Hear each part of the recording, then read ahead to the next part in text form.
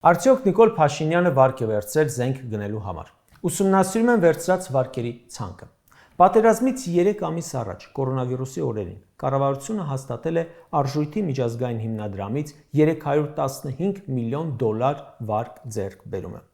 Ուղղվելու է բյուջեի պակասուրդին։ Հաշվեմ, սրա մի մասը գնացել է կորոնավիրուսին, զուտ նրա համար, որ ֆինանսների նախարարը այդ ժամանակ դիմակով էր զեկուցում։ Կորոնավիրուսի հաղթահարման համար վարկեր էին վերցնում, բայց մեր քաղաքացիների մեծ մասը բուժվել է տանը, սեփական միջոցներով, որոնցից մեկն էլ ես եմ։ Մարդ էր մահանում տանը վիրուսից, չստանալով բուժօգնություն։ Նիկոլը 100 միլիոնավոր դոլարների վարկ էր վերցնում այդ ժամանակ կորոնավիրուսի անվան տակ։ Իսկ թե ինչ էին անում այդ փողերը,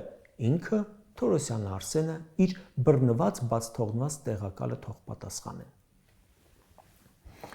2020 թվականի հունիսի 24-ին դարձյալ կորոնավիրուսի ժամանակ խորհրդարանը հաստատում է Արժույթի միջազգային հիմնադրամից 248 միլիոն դոլար վարկը։ Ինչի մասն էր այն։ Ոչ զենքի, ոչ կորոնավիրուսի, անունը դրել էին տնտեսական հիմնարար կառուցվածքային բարեփոխումներ։ Թե ինչ բարեփոխում են արել, իրենք գիտեն։ Հանրությունը հաստատ իր մաշկի վրա 4 միլիարդ դոլարի ազդեցություն չի զգացել։ Ոչ էլ բարեփոխում է զգում մի 10-15 տարի է։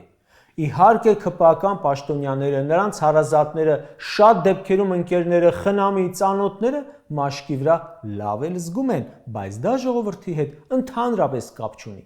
Չգիտեմ էլ Արժույթի միջազգային հիմնադրամը որքանով է հետևել վարկի ծախսման թափանցիկությանը։